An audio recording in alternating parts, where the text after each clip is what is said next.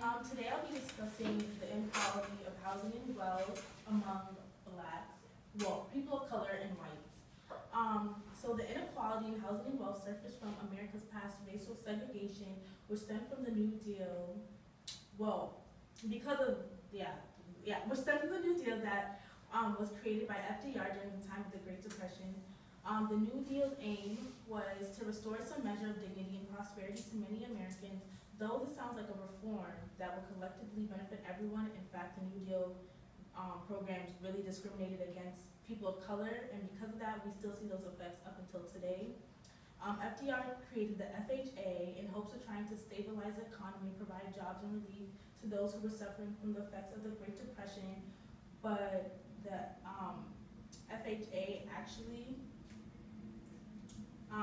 so basically the FHA job was to create like loans to give to people who want to purchase homes, but refused to guarantee mortgages for blacks who tried to buy in white neighborhoods, and that's not fair because if I'm trying to buy a home just like someone else, you shouldn't discriminate against me because of the color of my skin. Like, I'm trying to build the American dream just like everyone else and people who aren't the same color as me, so that's not right. That is, unfair that I'm getting turned down for a mortgage loan because of the color of my skin. That's not fair.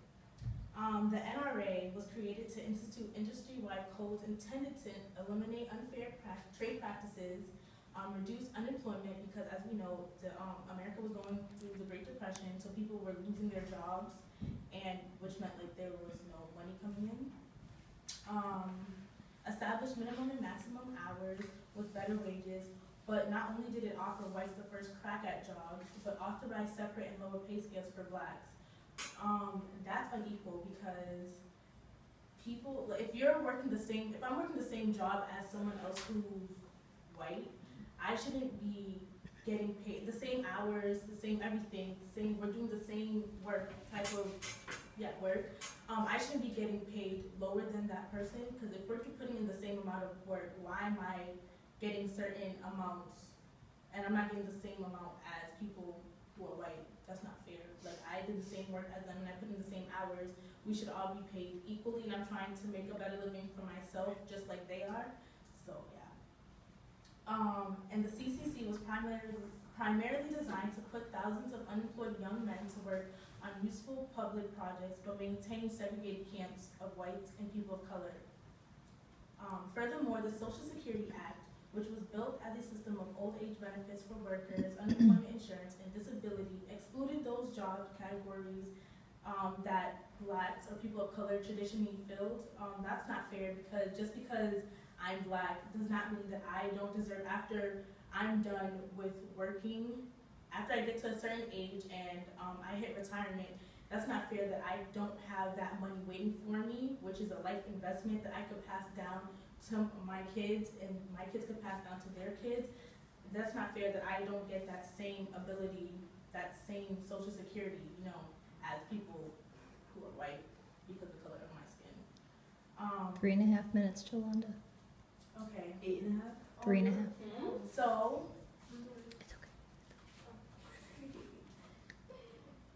So as you can see from this, this shows you the inequality, well, the wealth gap between blacks and whites, and people of color, also Latinos.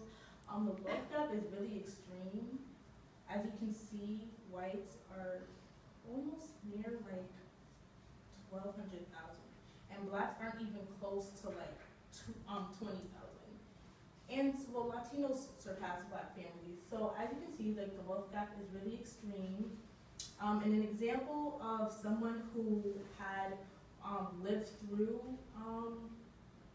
housing inequality is a man named Clyde Ross, and he rented in this house, and his boiler blew out, and since he was renting, and he signed a contract with not the person who used to live in there, but the person who sold, was a seller who rented out to him. He signed a contract that basically said that he has to take care of everything on his own, and if he were to ever decide to leave the house, he wouldn't get that down payment back. So basically he would lose all his investments, and his pay was $27,500, but the person who used to stay in that house 6 months ago only paid $12,000, and that person was white. So as you can see, there's a big inequality gap between the amount of money that they both had to pay to live in that home.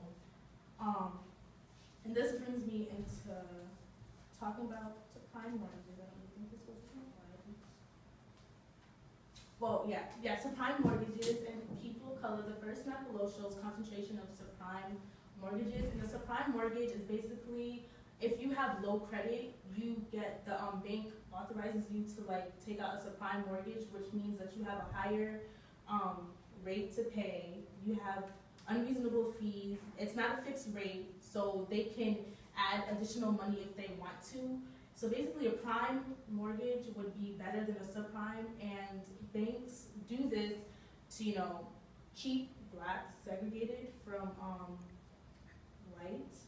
And even though redlining was outlawed in the 60s, they still practice it low key so that people wouldn't really see. Because when you go into a bank and you ask for a loan or whatever, like they're not going to sit there and give you that background history of, you know, this is how America was built and stuff. Like it's just something that you should know. So as you can see, this first table shows like houses that people live in, including blacks, and this shows the ones that have prime mortgages, and these are people who have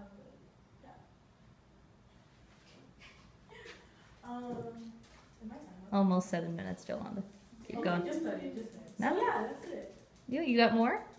Yeah. Go ahead. Go quickly. Come on. Excuse me, are we supposed to like circle multiple boxes? I don't understand how you did it. All right, hold on. I've got the videotape running. Keep going, Jolanda. Wait, really? And as you can see, home ownership rates for blacks is 45%, and home ownership for whites is 73%, and that is because of the subprime and prime mortgages.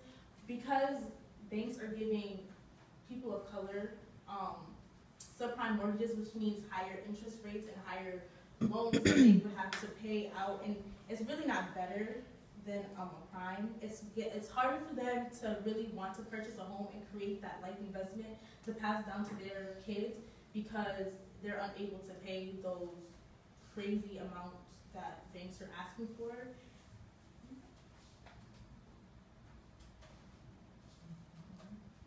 Oh, now we have a video, but